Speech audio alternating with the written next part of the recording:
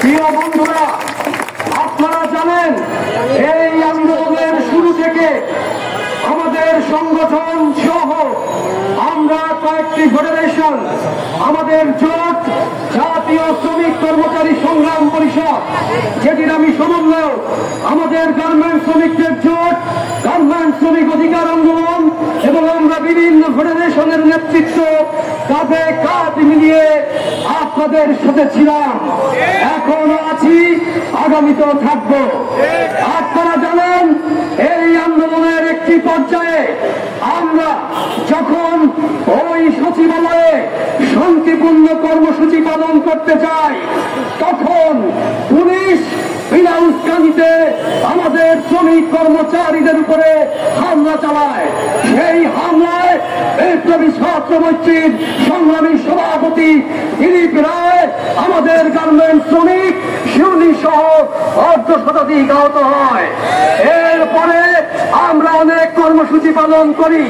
এরকম একটি পর্যায়ে আমরা 8 তারিখ ওই গাজীপুরে কলম্বিয়ার সামনে যখন শান্তিপূর্ণ অবরোধ করতে চাই, তখন পিছনে সেনাবাহিনী, সামনে পুলিশ আমাদের উপরে বিনা কারণে হামলা করে।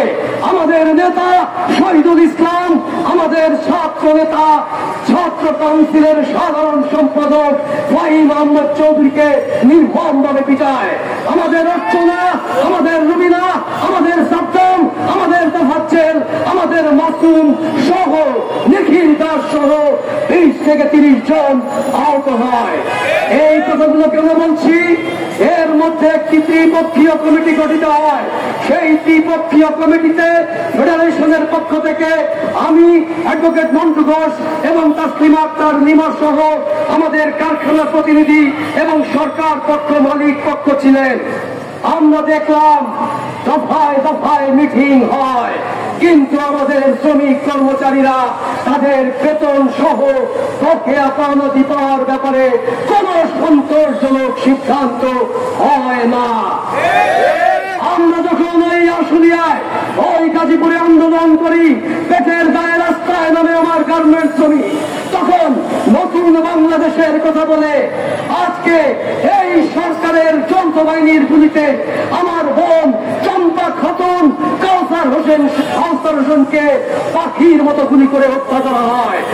এই সরকারের আমলে এ পর্যন্ত 4 জন শ্রমিক, তার মধ্যে 1 জন এখানে বেতনের জন্য কর্মসূচি পালন করতে গিয়ে দুশ্চিন্তা, টেনশনে হার্ট অ্যাটাক করে মৃত্যুবরণ করে রামপ্রসাদ সিং জনি। এই হচ্ছে দেশের অবস্থা।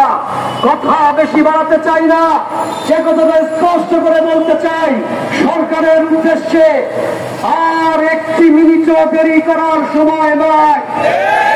যে গার্মেন্টস শ্রমিক আজকে ঘোড়ার আন্দোলনের চাকা, মাসের পর মাস তাদের পকেট ফাঁকা, তাদেরকে বাড়িওয়ালা খোঁজে টাকার জন্য, দোকানদার খোঁজে টাকার জন্য, প্রতিবেশী খোঁজে টাকার জন্য। আর আপনি প্রধান উপদেষ্টা, আপনারা উপদেষ্টাগণ, আমাদের গার্মেন্টস শ্রমিক নজরুল ইসলাম ওই গাজীপুরে ছাত্র শ্রমিক জনতার রক্তাক্ত যে অভ্যুত্থান হয়ে গেল, সেই অভ্যুত্থানের প্রথম শহীদ, সেই নজরুলের সহযোদ্ধা আমরা, সেই নজরুলের সাথী আমরা।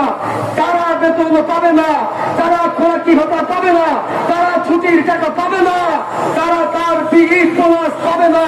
আর আপনারা বলবেন দেশে উন্নয়নের জোয়ার বইছে, নতুন বাংলাদেশ, বিপ্লব, এইটা শ্রমিক কর্মচারীরা বিশ্বাস করে না। কর্মচারীরা বিশ্বাস করে সরকার যদি শ্রমিকের পক্ষে থাকে, শ্রমিকের মজুরি পরিশোধ করে। আমার ঘাম শুকানোর আগে আমার মজুরি পাওয়ার কথা, অথচ রোজার আগের থেকে আমরা আন্দোলন করছি, শ্রমিক কর্মচারীরা এখনো মজুরি পায়নি। আমরা জানতে পেরেছি, আমরা বসে নাই, আমরা সরকারের সাথে, মন্ত্রণালয়ের কমিটি মেম্বারের সাথে, আমরা মেম্বারের সদস্য হিসাবে আমরা যোগাযোগ করার চেষ্টা করেছি।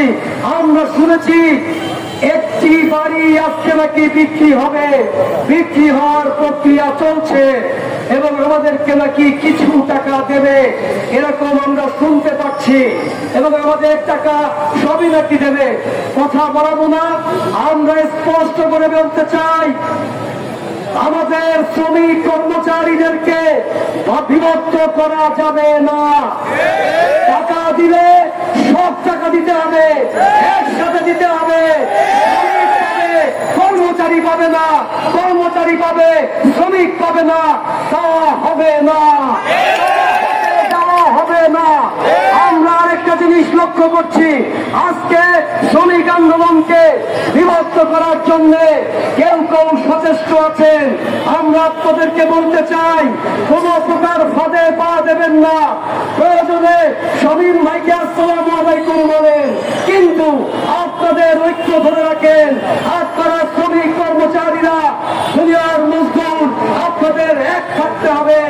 আপনারা ভাই ভাই, আপনারা কেউ কারো বিপক্ষে যাবেন না। আমি কথা দিতে পারি, যদি আপনারা সংগঠিত থাকেন, ঐক্যবদ্ধ থাকেন, কোন প্রকার আপোষ না করে, কারো দালালি না করে, কারো তারা ব্যবহৃত না হয়ে, আপনারা আপনাদের নিজের মতে, আপনাদের নেতৃত্বে, আমাদের বুদ্ধি পরামর্শ সহ আপনারা এগিয়ে যান। আপনাদের বিজয় কেউ ঠেকাতে পারবে না। টাকা আপনাদেরকে দিতেই হবে, এর কোনো বিকল্প নাই। কথা খুব বেশি হয়তো বলতে চাচ্ছিলাম না, আমি শুধু আপনাদেরকে আবারও অনুরোধ করব,